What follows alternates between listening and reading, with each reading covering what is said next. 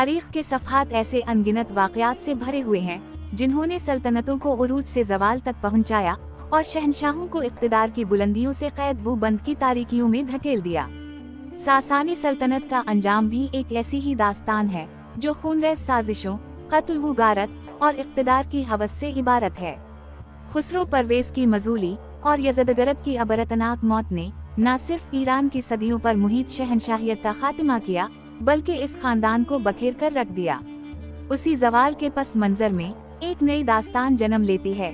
गश्तासब की जलावतनी, फिरोज की तुर्किस्तान में परवरिश, बहराम की गजनवी फौज में शमूलियत और फिर नस्ल दर नस्ल चलते हुए एक ऐसे मोड़ तक पहुंचती है जहां दिल्ली सल्तनत की दरबारगाह, फिरोज शाह तुगलक का दौर और कश्मीर के हालात सब इस कहानी में जुड़ जाते हैं।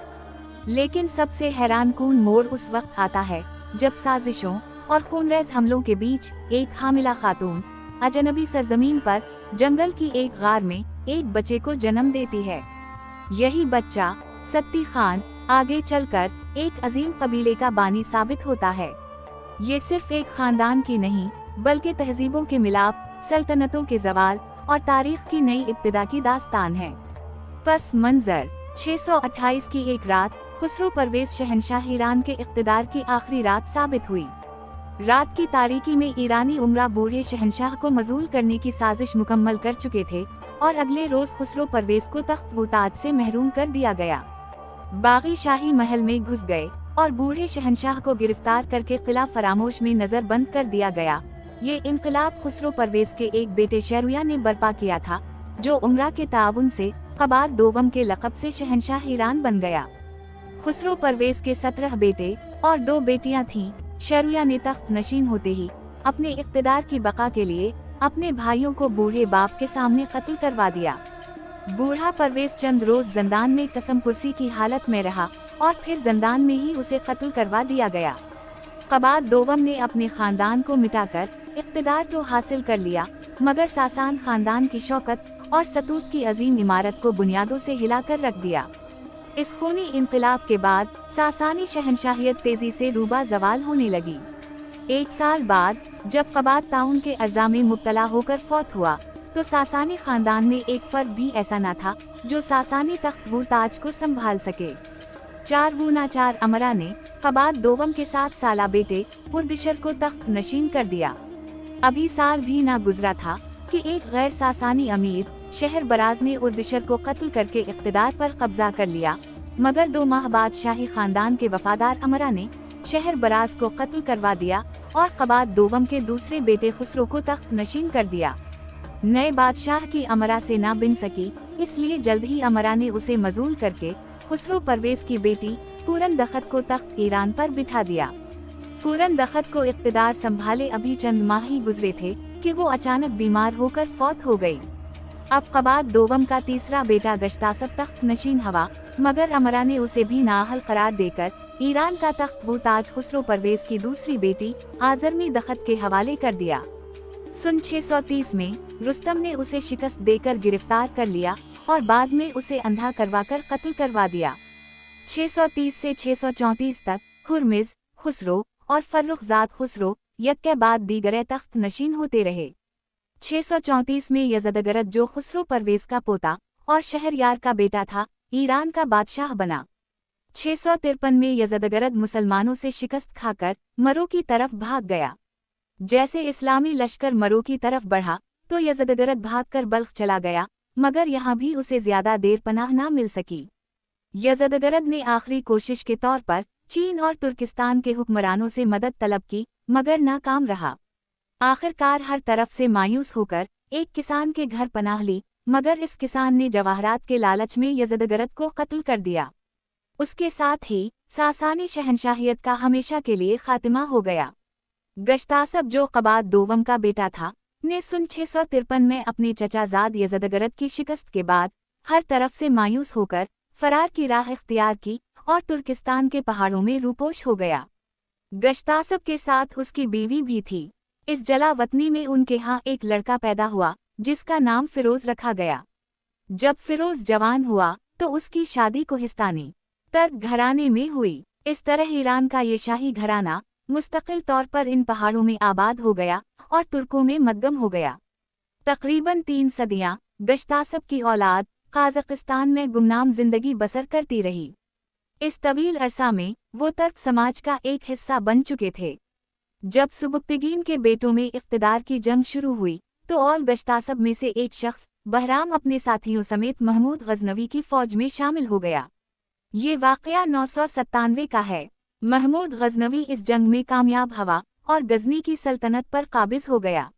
जब गजनी के गर्दवू नवा में अमन व अमान कायम हो गया तो बहराम अपने ख़ानदान के साथ काज़ाकिस्तान से गजनी चला आया और गजनी में मुस्तकिल सुकूनत इख्तियार कर ली। तकरीबन सिवा 300 साल बाद बहराम की औलाद में से एक शख्स अमीर ताहिर खान अपनी बीवी के हमराह गजनी छोड़कर हिंदुस्तान चला आया। दिल्ली पहुंचकर वो सुल्तान मोहम्मद तुगलक के दरबार में हाजिर हुआ और अपनी खिदमात पेश की। सुल्तान ने अमीर ताहिर को तर्क सरदार की हैसियत से अपने ज़ाती मुहाफिज दस्ता में शामिल कर लिया। अमीर ताहिर खान ढलती उम्र में हिंदुस्तान आए। उस वक्त वो औलाद की नेमत से महरूम थे और उम्र के इस दूर में वो औलाद के बारे में मायूस हो चुके थे, मगर अल्लाह ताला हर चीज़ पर कादिर है। दिल्ली में आए हुए कोई ज़्यादा अरसा न गुजरा था कि उनके यहाँ एक बेटा पैदा हुआ जिसका नाम आलम खान रखा गया। अमीर ताहिर खान के इकलौते बेटे ने शाही खानदान के बच्चों के साथ शाही माहौल में तरबियत पाई। जवानी के दौर में अभी दाखिल ही हुए थे कि अमीर ताहिर खान रहलत कर गए। ये फिरोज शाह तुगलक का दौर था। सुल्तान ने अमीर ताहिर खान की खिदमात के पेश नज़र नौजवान बेटे को बाप के फौजी मनसब पर फाइज कर दिया। आलम खान बाज़ शजरों में शाह आलम लिखा हुआ है। आला तरबियत याफ्ता होने के साथ साथ बहुत ज़हीन और फ़र्ज शनास अमीरज़ादा थे। अपनी आला सलाहियतों की बदौलत बहुत जल्द अमरावू रोसा में मुतारफ़ हो गए। वालिद की वफ़ात के चंद साल बाद आलम खान की शादी एक ईरानी सरदार की बेटी सदरा बानो से हो गई। इस तरह ये छोटा सा घराना बिलाद गैर में खुशहाल और महफूज जिंदगी गुजारने लगा। फिरोज शाह तुगलक ने 1351 से 1388 तक हिंदुस्तान पर हुकूमत की। अगरचा वो एक आला जर्नेल और काबिल सियासतदान की खूबियों से आरी था, ताहम वो नेक दिल, रियाया परवर और फयाज बादशाह था। इसके दरबार में तर्क और ईरानी शहजादों और अमीरजादों की बड़ी तादाद मौजूद थी। ये लोग वस्त एशिया में मुग़लों की कत्ल व गारत से खौफ ज़दा होकर सुल्तान हिंद की पनाह में आ गए थे। सुल्तान फिरोज तुगलक ने उन तुर्कों और ईरानियों को न सिर्फ पनाह दी बल्कि इन्हें आला मनसबों और जिम्मेदार ओहदों पर तैनात किया। मुअर्रिखीन के मुताबिक सुल्तान ने उन पनाह गज़ीनों के अलावा बहुत से ईरानी और तर्क गुलाम भी खरीदे। शाही निगरानी में उनकी तरबियत का इंतज़ाम किया और फिर इन्हें आला ओहदों से सरफराज किया। सुल्तान की रहम दिल्ली और फयाजी से उन अमरा और रोसा ने नाजायज़ फ़ायदा उठाया और एक दूसरे के खिलाफ साजिशें करने लगे। इस तरह अजीम तुगलक सल्तनत दरबारी साजिशों और अदावतों का शिकार होकर दाखिली और खारजी तौर पर कमज़ोर हो गई। सुल्तान की तमाम तवज्जो मुल्की सरहदों के दिफा से सिमटकर अंदरूनी तनाज़ात तक मरकूज़ रह गई।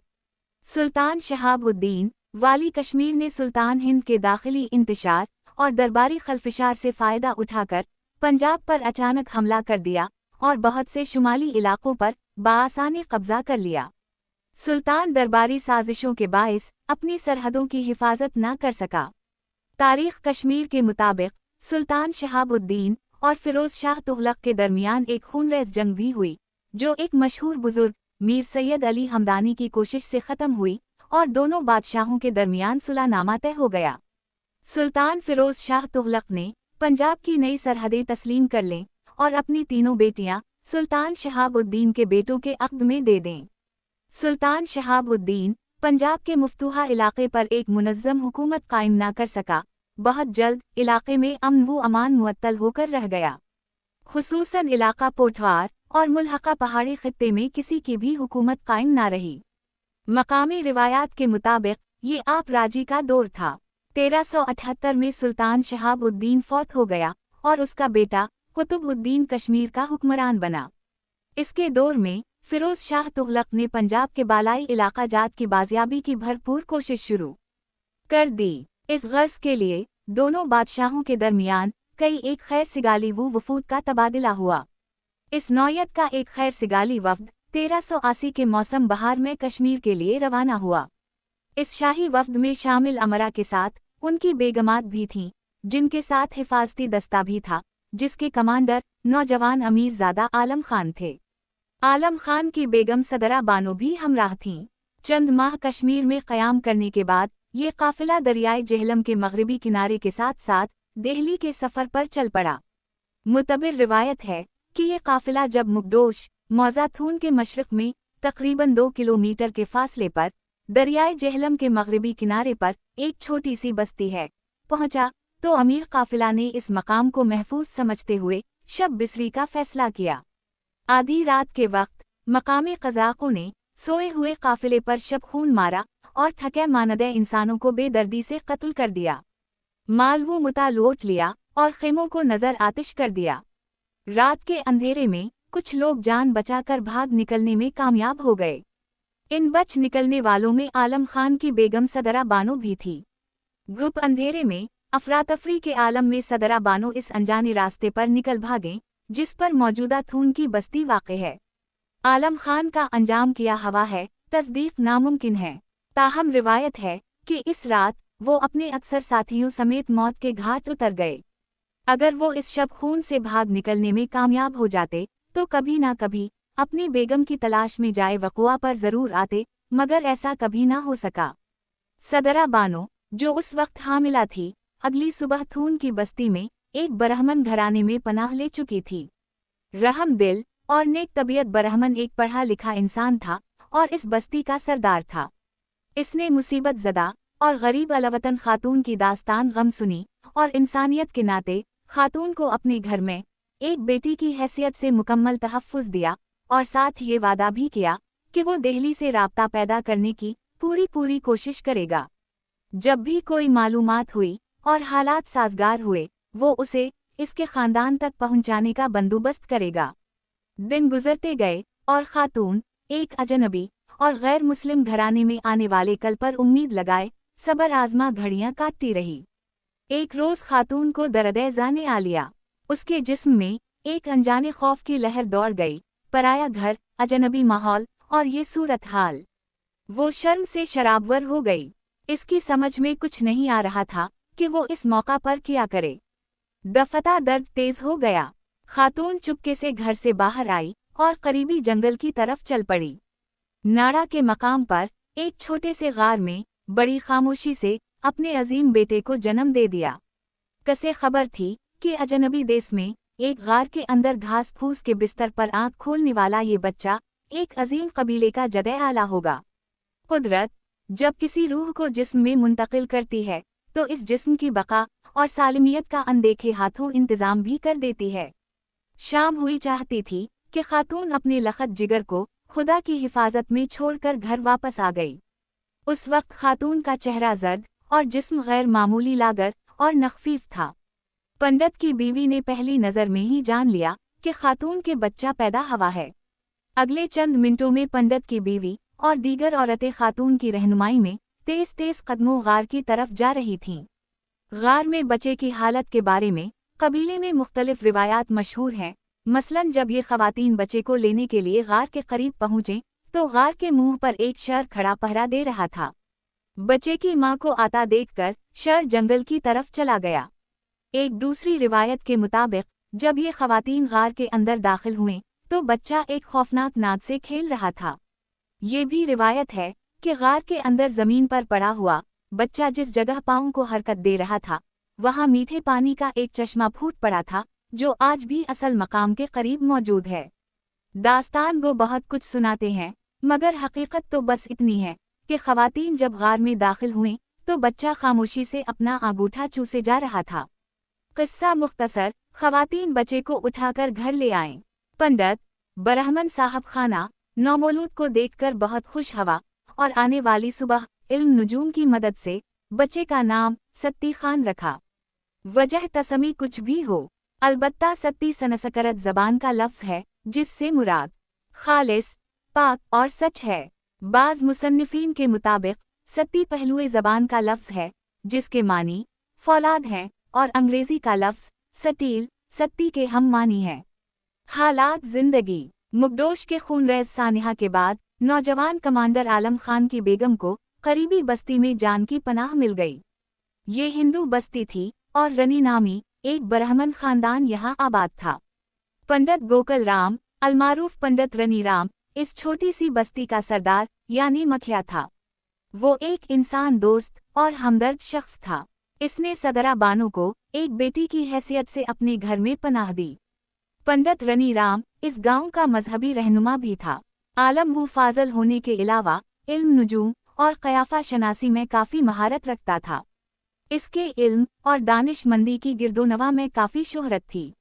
नवाही कबाइल खुसूसन कैठवाल कबीला के आबावू इजदाद और सुधन कबीला के अफराद अपने अहम तरीन मामलात में पंडित का मशवरा लेना ज़रूरी ख्याल करते थे। सदरा बानो इस गैर मुस्लिम बस्ती में पूरी तरह महफूज थीं। इन्हें पंडित के घर में हर तरह का तहफ़्फ़ुज़ और सहूलत हासिल थी। खातून को सिर्फ एक गम था कि इनके यहाँ पैदा होने वाला बच्चा बाप की शफ़क़त और सरपरस्ती के बग़ैर गैरों के दरमियान आँख खोलेगा। वक्त गुजरता गया और एक दिन थून की बस्ती में एक अजीम कबीले का बानी पैदा हो गया। पंडित ने इल्म नुजूम की मदद से इस बच्चे का नाम सत्ती रखा और अपने इल्म की बुनियाद पर माँ को ये खुशखबरी सुनाई कि ये बच्चा एक अजीम कबीले का मुसिस होगा। सदरा बानो एक पढ़ी लिखी खातून थीं। इन्होंने बच्चे की तालीम व तरबियत खालिस इस्लामी अंदाज में की। एक मुकम्मल गैर इस्लामी माहौल में परवरिश पाने वाले बच्चे के जहन में ये बात पुख्ता कर दी कि वो एक मुसलमान है और इस माहौल से उसका कोई ताल्लुक नहीं। वक्त गुजरता गया। सत्ती खान लड़कपन के दौर में दाखिल हो गए। पंडित ने इन्हें बकरियां लेकर दें। वो अपने हम उम्र लड़कों के साथ दिन भर बकरियां चराने लगे। कुदरत की भी क्या शान है कि एक हिंदू बस्ती में परवान चढ़ने वाला मुसलमान बच्चा बकरियां चराकर पैगंबरों की सुन्नत अदा कर रहा है। पंडित ने हसब वादा अपनी कोशिश जारी रखी कि दिल्ली या कश्मीर से राब्ता कायम हो सके, मगर नामुवाफिक हालात के पेश नज़र कोई भी कोशिश बार आवर न हो सकी। आस ही आस में सदरा बानो का बेटा जवान हो गया। माँ को गैरों की बस्ती में बेटे के मुस्तकबिल के बारे में तशवीश लाहक हुई और एक दिन पंडित से इस बारे में मशवरा किया। रहम दिल पंडित ने सत्ती खान की शादी के सिलसिले में खातून की ख्वाहिश पर न सिर्फ खुशी का इजहार किया बल्कि वादा किया कि सत्ती खान की शादी का इंतज़ाम करना अपना फ़र्ज समझता है और वो इस फ़र्ज को ज़रूर निभाएगा।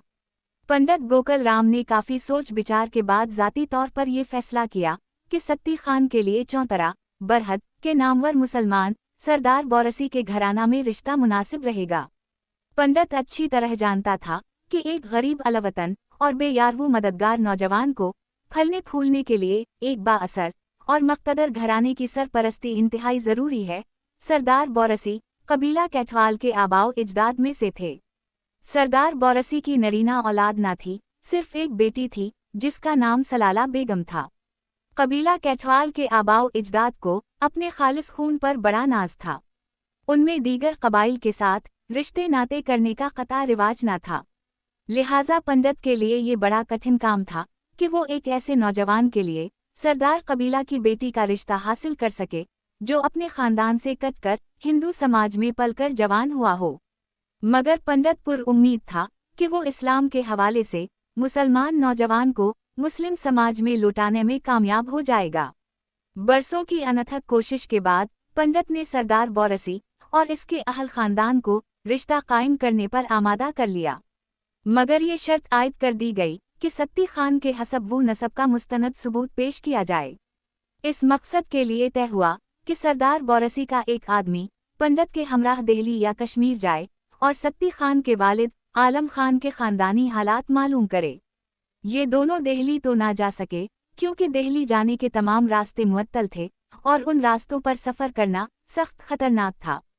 इसलिए दोनों आदमी कश्मीर के लिए रवाना हो गए। कश्मीर में क़याम के दौरान सदरा बानो की निशानदही पर मालूमात हासिल की गईं और ये बात साबित हो गई कि आलम खान के बारे में सदरा बानो के बयान करदा हक़ाइक़ और हसब वो नसब दुरुस्त है।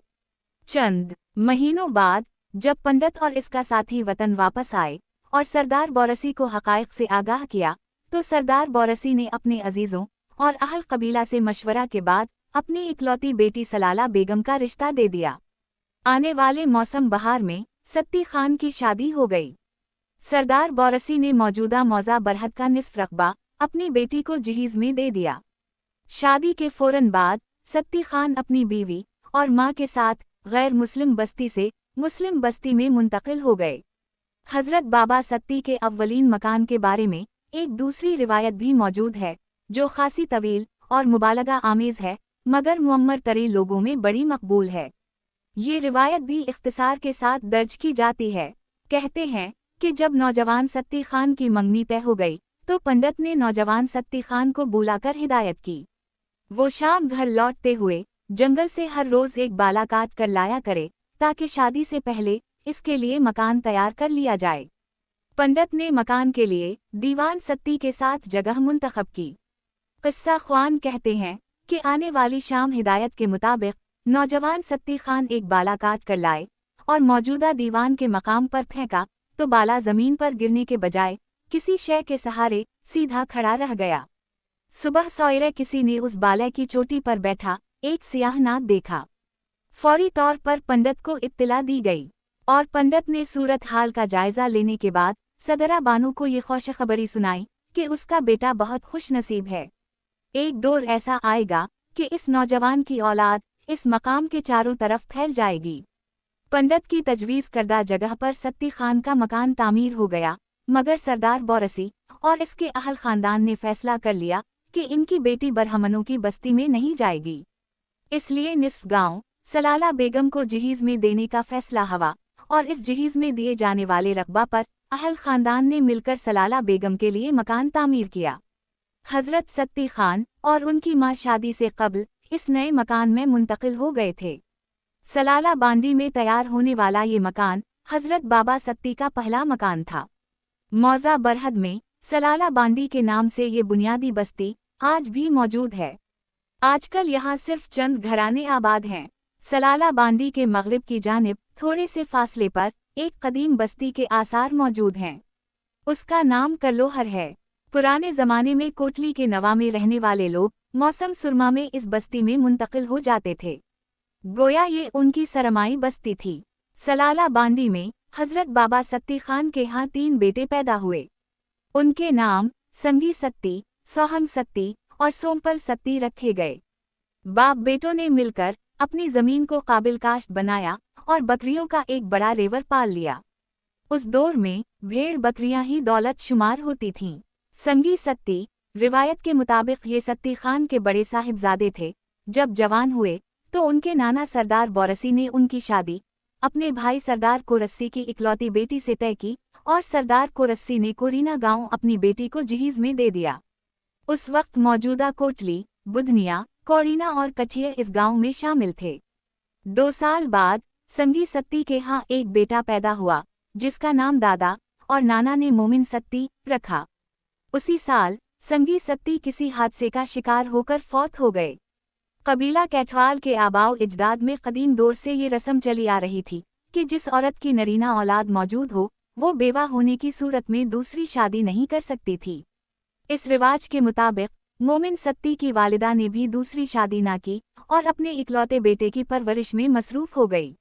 मोमिन सत्ती के नाना सरदार कोरस्सी की कब्र कोरीना बाजार के करीब बरलब सड़क शाह बलूत वाले कब्रिस्तान में एक कदीम काहू के दरख्त तले है। एक रिवायत के मुताबिक सरदार बोरसी की कब्र भी उसी कब्रिस्तान में है, जबकि दूसरी रिवायत के मुताबिक सरदार बोरसी की कब्र दीगर 2 भाइयों के साथ मौजा बरहद में चौतरा के कब्रिस्तान में है। मोमिन सत्ती की उम्र बमुश्किल 2 साल हुई थी कि एक दिन अचानक इत्तला मिली कि दिल्ली से कश्मीर जाने वाला एक काफिला मुगदोश के मकाम पर शब बिसरी के लिए खैमाजन हवा है। इत्तला सुनते ही हजरत सत्ती खान और उनकी वालिदा फौरन मुगदोश पहुंचे और अहल काफिला से दिल्ली के हालात तफसीला मालूम किए। इस काफिले में आलम खान से वाकिफ तो कोई शख्स नहीं सका, ताहम काफिले वालों के अमन व अमान के सिलसिला में बयानात काफ़ी हौसला अफजा थे। माँ और बेटे ने अमीर काफिला से वापसी का प्रोग्राम दरियाफ्त किया और वापस बस्ती में चले गए। माँ और बेटा खुश थे कि बरसों बाद अहल वतन से मुलाकात हुई, वतन के हालात मालूम हुए और मुस्तकबिल करीब में वतन जाने के इम्कानात पैदा हुए हैं। अगले रोज़ सदरा बानो ने अपने घर के दीगर अफराद से आइंदा चंद महीनों में दिल्ली जाने का तस्करा किया। ये खबर जंगल की आग की तरह नवाही बस्तियों में फैल गई। सरदार बोरसी उस वक्त इंतहाई ज़ईफ थे। जब इन्हें सत्ती घराने के दिल्ली चले जाने की खबर सुनाई गई तो बेटी को तलब किया और उसे दिल्ली जाने से रोक दिया। जब सलाला बेगम की रवानगी में रुकावट पैदा हो गई तो अहल खाना को मजबूरन ये फैसला करना पड़ा कि सलाला बेगम, उनका छोटा बेटा सोमपल सत्ती और पोता मोमिन सत्ती, जिनकी मां सरदार कोरसी की बेटी थी, सरदार बोरसी के पास रह जाएंगे, जबकि हजरत सत्ती खान, उनका मुंझला बेटा सोहंग सत्ती और वालिदा सदरा बानो कश्मीर से दिल्ली वापस लूटने वाले काफिले के साथ दिल्ली जाएंगे। ये भी फैसला किया गया कि कुछ अरसा दिल्ली में क़याम के बाद ये लोग वापस आ जाएंगे और फिर हालात के पेश नज़र आइंदा का प्रोग्राम तरतीब दिया जाएगा। मौसम ख़िज़ा के इख्तिताम पर काफिला कश्मीर से वापस आया और मुगडोश के मकाम पर दोबारा क़याम पजीर हुआ। अगली सुबह ये निस्फ घराना भी दिल्ली की मंजिल पर रवाना हो गया। दिल्ली में इस खानदान पर क्या बीती, इस बारे में कोई मुस्तनद मालूमात हासिल नहीं हो सके। सुनी सुनाई बात है कि दिल्ली के मुज़ाफ़ात में सत्ती कबीला के अफराद आबाद हैं। ये लोग सोहंग सत्ती की औलाद हैं और वो अपना सिलसिला नसब मुग़ल चुग़ताई से मिलाते हैं। ये भी रिवायत है कि सोहंग सत्ती की औलाद में से कुछ ख़ानदान अपने असल वतन काज़ाकिस्तान चले गए थे और आजकल सत्ती नाम का एक कबीला वहाँ आबाद है। सत्ती कबीले की काज़ाकिस्तान में मौजूदगी की तस्दीक 1960 के तुलू के एक शुमारे से भी होती है, जो सोवियत सिफारत खाना कराची शाये करता है। इस शुमारे के मुताबिक काज़ाकिस्तान में सत्ती कबीला के नाम से एक मुसलमान कौमियत आबाद है, जिसकी आबादी तकरीबन 63,000 है। अलहाज मोहम्मद इस्माइल मखदूम सत्ती इस मुसलमान कौमियत के सरदार और सियासी रहनुमा थे, जो 1949 हमज़ा में वफ़ात पा गए। मरहूम उज़्बेकिस्तान काज़ाकिस्तान मजहबी उमूर के बोर्ड के वाइस चेयरमैन थे और तादिम मरग इस ओहदा पर फाइज रहे। राकिम ने 1949 में सोवियत सिफारत खाने के ज़रिए मरहूम से राब्ता कायम किया था और इन्होंने मुझे अपने कबीले के बारे में तफसीली मालूमात फराहम करने का वादा किया था, मगर इफ़ाए अहद से कब्ल ही चल बसे और मेरा राब्ता भी टूट गया। मालूम नहीं 30,000 अफराद का ये कबीला हमारे सत्ती कबीला की कोई शाख है या इस नाम का ये कोई दूसरा कबीला है। बहरहाल अगर वो लोग इस सत्ती कबीला से मुताल्लिक़ हैं तो यकीना सोहंग सत्ती की औलाद से हैं, जो कदीम रिवायत के मुताबिक सदियों पहले दिल्ली से अपने आबाई वतन काज़ाकिस्तान चले गए थे। हज़रत सत्ती खान कहाँ फौत हुए और उनकी आखिरी आरामगाह कहाँ है, इस बारे में कोई मुतबिर रिवायत मौजूद नहीं। अलबत्ता चंद मुअम्मर तरीन अफराद अपने आबाओ इजदाद के हवाले से रिवायत करते हैं कि हज़रत बाबा सत्ती का मरक़त दिल्ली में कोचा निज़ामुद्दीन के कब्रिस्तान में है। एक दूसरी रिवायत के मुताबिक मथुरा शहर के करीब दरिया के किनारे एक पुराने कब्रिस्तान में हज़रत बाबा सत्ती की कब्र है। ये पुख्ता कब्र है और ज़ियारत गाह खास वो आम है। यही चंद रावी और सोहंग के बारे में कहते हैं कि मुग़लों के दौर में लाल किला दिल्ली की चाबियाँ इस ख़ानदान के पास रहती थीं और मुग़ल शहंशाहों के महल्लात में मुहाफ़िज़ भी उसी ख़ानदान से लिए जाते थे। इन रिवायात की तस्दीक नहीं हो सकी क्योंकि महदूद वसाइल और अहल कबीला की अदम दिलचस्पी पाँव की बेड़ियाँ हैं। कम हमती और कम अलमी का भी इतराफ़ है। ताहम अहल इल्म और अहल कलम के लिए एक दिलचस्प तहक़ीक़ी मौजू छेड़ दिया गया है।